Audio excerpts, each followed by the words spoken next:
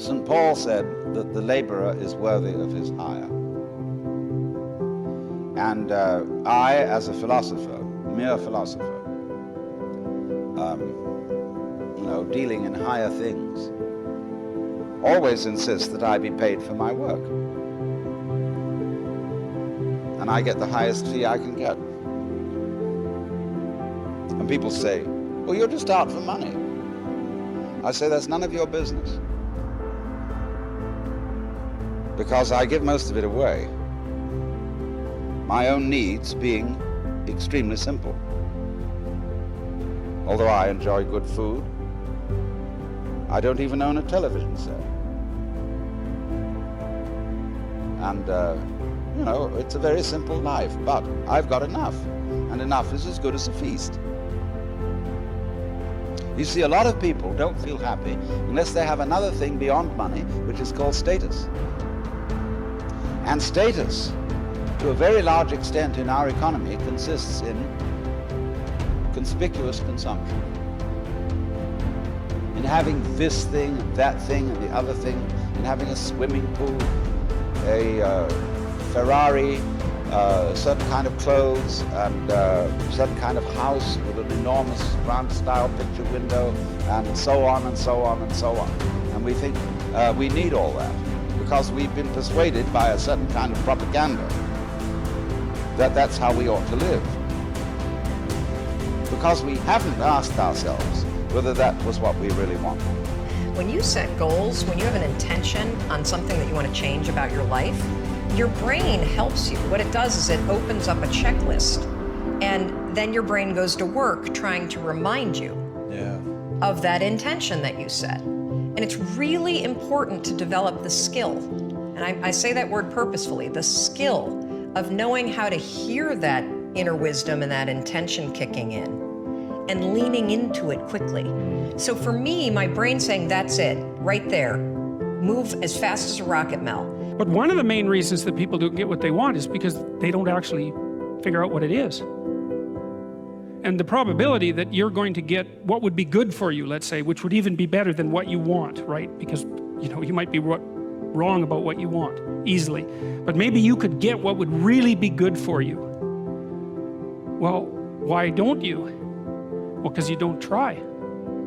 You don't think, okay, here's what I would like if I could have it. And I don't mean in a way that you manipulate the world to force it to deliver you goods for status or something like that. That isn't what I mean. I mean something like, imagine that you were taking care of yourself like you were someone you actually cared for. And then you thought, okay, I'm caring for this person. I would like things to go as well for them as possible.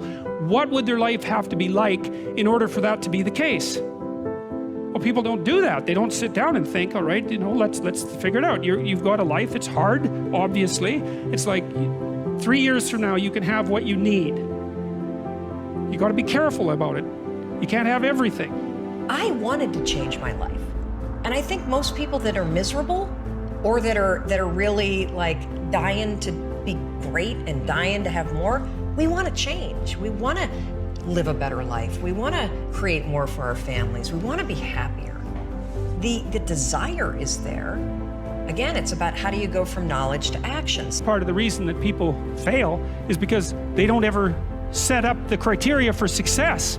And so since success is a very narrow line and very unlikely, the probability that you're going to stumble on it randomly is 0. And so there's a proposition here, and the proposition is, if you actually want something, you can have it. Now the question then would be, well, what do you mean by actually want? And the answer is that you reorient your life in every possible way to make the probability that that will occur as certain as possible. And that's a sacrificial idea, right? It's like, you don't get everything. Obviously. But maybe you can have what you need. And maybe all you have to do to get it is ask. But asking isn't a whim or today's wish. It's like, you have to be deadly serious about it. You have to think, okay, like, I'm taking stock of myself. And if I was going to live properly in the world and I was going to set myself up such that being would justify itself in my estimation, and I don't mean as a harsh judge, exactly what is it that I would aim at? Sit on your bed one day and ask yourself, what remarkably stupid things am I doing on a regular basis to absolutely screw up my life?